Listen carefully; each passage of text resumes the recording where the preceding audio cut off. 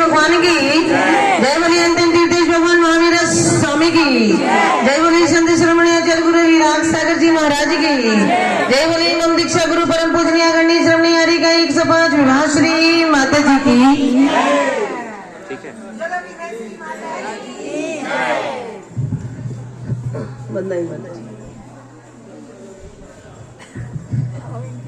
अभी सब लोगों ने अपने अपने व्याख्यान, अपने अपने शब्द पूज्य गणनियारिका विभा श्री माता जी के चरणों में समर्पित किए। और वास्तव में सत्यता यही है कि आत्मा का कल्याण ज्ञान से नहीं होता है, गुरु भक्ति से होता है। जिसके अंदर अथाह गुरु भक्ति होती है, अगर उस शिष्य को एक शब्द भी नहीं आता है, तब भी गुरु चरणों में समर्पित होकर वह अपनी आत्मा का कल्याण कर लेता है। ऐसे ही बड़ों का काम धैर्य, सहनशीलता, गंभीर होना है, तभी वो बड़े बनते हैं। क्या बनते हैं? बड़े। बड़े का मतलब ये नहीं कौन से बड़े, हाँ समझदार है लोग। दही बड़े जब बनते हैं तो देखने में इतने भी छोटे होते हैं, और लेकिन वे इतने बड़े होते हैं कि उड़द की दाल को पहले फुलाया जाता है गर्म पानी में, और फिर उस उड़द की दाल के छिलके को निकाला जाता है, फिर उसी उड़द की दाल को पीसा जाता है, और पीसने के बाद उसको बेलन से थोड़ा उंगलियों से माताएं गोल कर देती हैं, फिर भी उनको चैन नहीं आता है, तो उस बड़े के अंदर एक उंगली घुसा देती है, छेद कर देती है, और फिर उसी बड़े को गरम गरम खोलते हुए तेल में डाल देते हैं, और जब वह तेल में पक जाते हैं तब वह एक दिन बड़े बन जाते हैं। वैसे ही पूज्य गणनियारिका माता जी बड़ी हैं, तो जब इतनी ये तपी हैं तब जी इतनी बड़ी है।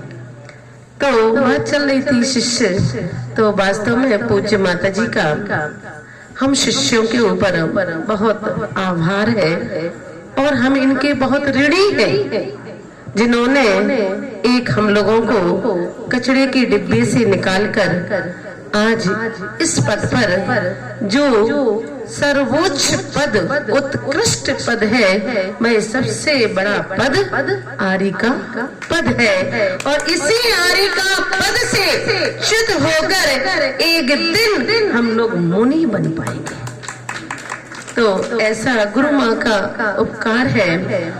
और जैन दर्शन में पूज्य माता जी ने हमें 2 मिनट के लिए कहा था। 2 मिनट क्यों? तो बात अपनी चल रही थी कि बड़े बहुत मुश्किल से बनते हैं, तो बड़े तो ये बन गए हैं, और ये भी बड़े बने हैं तो हम लोगों की बदौलत। किसकी? हम लोगों की बदौलत ये बड़े बने हैं। अगर हम लोग ना होते तो कौन इनको बड़ा कहते हैं। तो इसलिए पूज्य माता जी का हम लोग पर बहुत उपकार है, और ऋणी है हम इनके, और जिंदगी भर अंतिम सांस तक हम लोग इनके ऋणी रहेंगे, जिन्होंने आज हम लोगों को इतना ऊपर बैठा दिया है, आज जगत की माता बना दिया है। वरना घर की माता तो अपने बच्चों की माता बना के और छोड़ देती, लेकिन पूज्य गणनियारिका विभा श्री माता जी ने पूरे भारत वर्ष की माता बना दिया है। बूढ़ा हो, बच्चा हो, जवान हो, चाहे 10, 12, 15, 20 साल की आर्यिका हो, वो भी उनके चरणों में आकर कहती है वंदामी माता जी। तो ऐसा उपकार है। और जैन दर्शन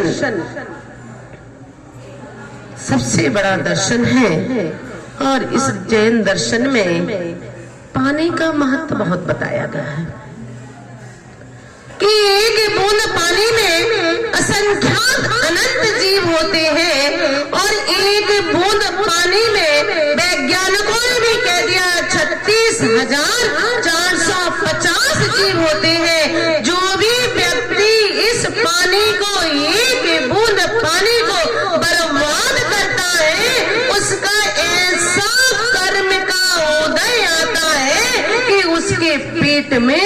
जलोदर पानी भर जाता है, जो उस पानी को व्यर्थ करता है, व्यर्थ में बर्बाद करता है। आप लोगों को पता है कि डायलिसिस किस कर्म के उदय से होता है? मालूम किसी को है?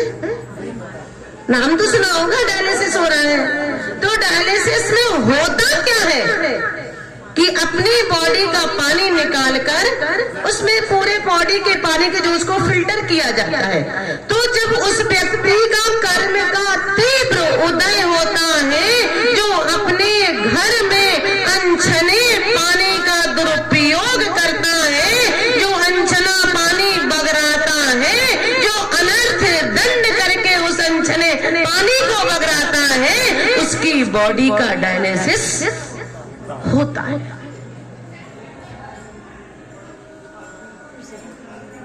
इतना ध्यान रखना कि किस जगह किस चीज को हमें फैलाना है।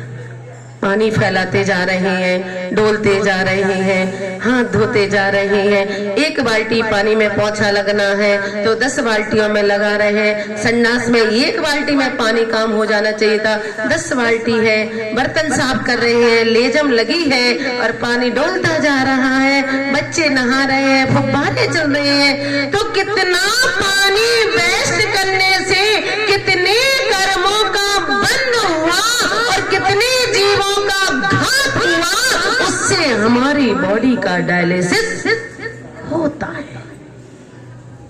संसार में कितने जीव हैं? सभी का डायलिसिस होता नहीं होता। संसार में कितने जानवर पशु हैं?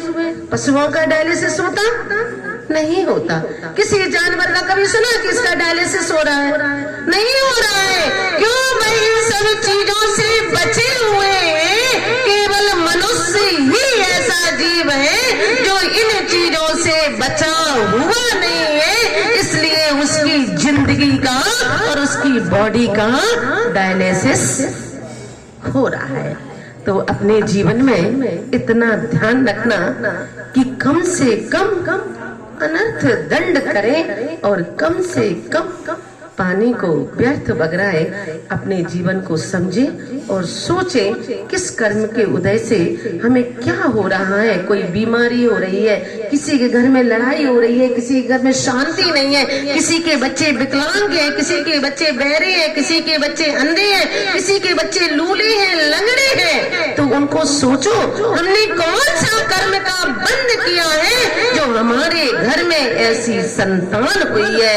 ऐसी कर्म को बांधे तो किस समय क्या काम कर रहे हैं और कब बंधेगा, इस समय सोच लेना। बहु कर्म किए और कछु,